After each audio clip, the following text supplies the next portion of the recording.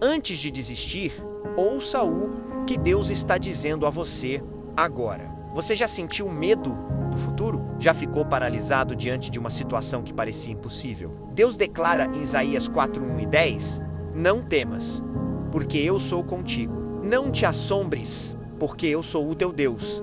Eu te fortaleço, eu te ajudo e eu te sustento com a minha mão poderosa. O medo quer te parar, mas a presença de Deus te levanta. A fraqueza pode até te abater, mas a força do Senhor te renova. O mundo pode ser injusto, mas o braço de Deus é justo e fiel para te sustentar. Levante a cabeça.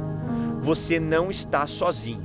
Deus caminha contigo, segura sua mão e garante a vitória. Agora me diga nos comentários, qual é o medo que você precisa entregar nas mãos de Deus hoje? E compartilhe essa mensagem com alguém que precisa ouvir esta promessa.